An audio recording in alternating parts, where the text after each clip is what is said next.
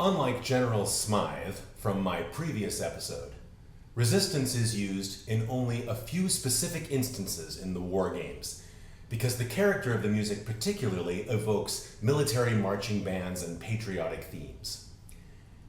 Its first version, heard in episode 4, accompanies a filmed scene where Lady Jennifer breathlessly runs from an American Civil War soldier on horseback. Jamie intercedes and knocks out the soldier. Their freedom lasts only seconds, though, as a band of soldiers has them covered. They are their prisoners. Two versions happen almost back to back in episode 8. First, resistance soldiers attack and successfully destroy the aliens' communication unit in the Crimean War zone. Shortly after, a scene in which more successful attacks are reported by field telephone to Jamie, Zoe, Lieutenant Carstairs, and resistance leader Russell raise the spirits of all. Each of these three instances is edited slightly differently in the program, all, no doubt, to fit the length required for their respective scenes. The first has no repeat of the second melodic phrase, and also cuts short the lead into the climactic chords of the coda. The third merely omits the repeat of the second phrase. My source was the second of these three scenes, as this is the most extended version, although it seems very likely that the repeat of the second phrase's melody was patched together to fit the length of the Crimean scene. The repeat makes nice musical sense to me, so I kept it. The piece is orchestrated for trumpet, horn, French, I think, clarinet, piano, bass drum, tambourine, and timpani. The first melodic phrase is the trumpets, the usual martial instrument, with horn harmonizing it. The two parts are very much in the key of D major, bright and clear, like two bugles.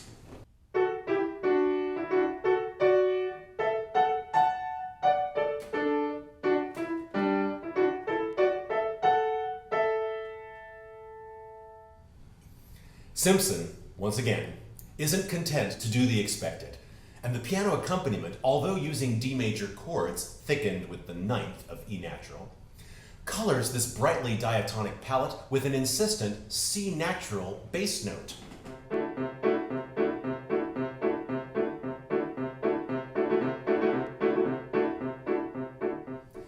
This harmonic duality creates some doubt as to what key we're actually in.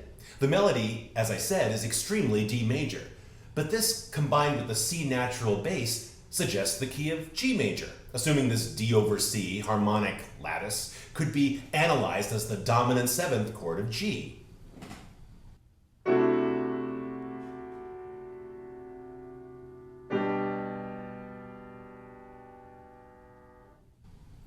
So far, though, no firm answer. I adapted the piano part so I could, of course, play the two-part melody in my right hand, compacting the left hand's chords as space demanded. In the second phrase, the clarinet takes over with a trilly melody with supporting notes by the trumpet and horn. A few of their notes at the very end of this section I had to exclude from my arrangement because there was just too much going on to include them sensibly. The C natural bass note remains subtly insistent. The clarinet's notes seem to confirm the theory about G major, for that's exactly the key all of them have in common.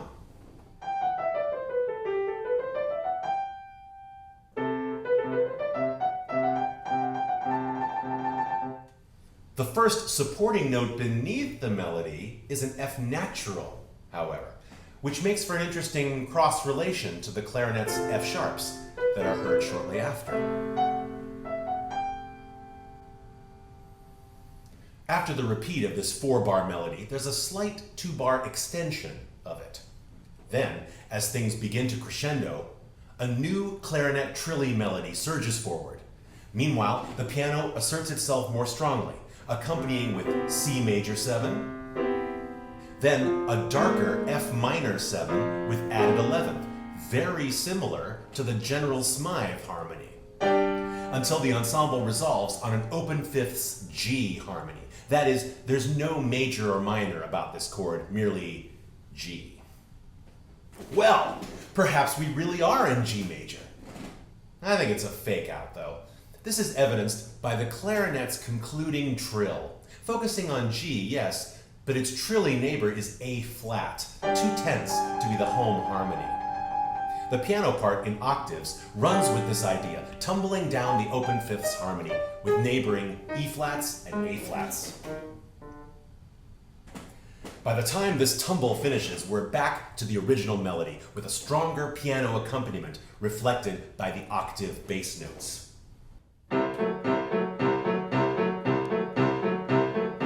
At the conclusion of this reiteration, the insistent thumping of C naturals give way, not to D, not to G, but B natural. Maybe D major was right all the time, and we're resolving, in a surprise, to D's relative minor key of B minor. Not clear, for the initial harmony is open fifths as well. Nope, it's not B minor. After this mini climax, the clarinet, horn, and trumpet take turns playing two-bar phrases, with timpani slowly building underneath. All of these melodies suggest B Phrygian, with C naturals aplenty.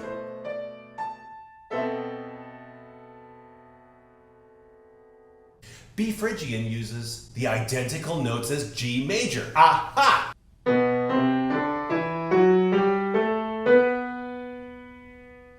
Maybe. Whatever is happening, the A minor-ish harmony with a B natural bass makes for a thrilling build-up to the true climax of the piece. The piano rejoins for the final harmonies, tremendous pyrotechnic flashes that turn out to be the same as the initial D major over C harmony.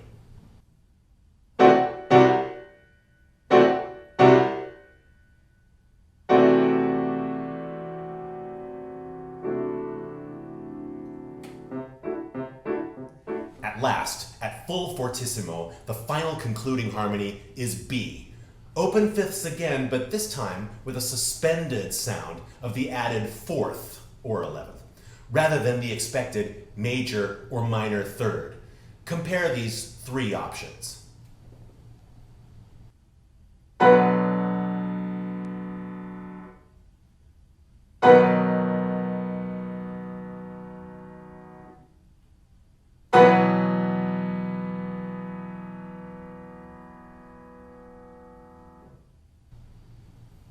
Somewhat unsettled, but a brilliant portrait of the fight for freedom.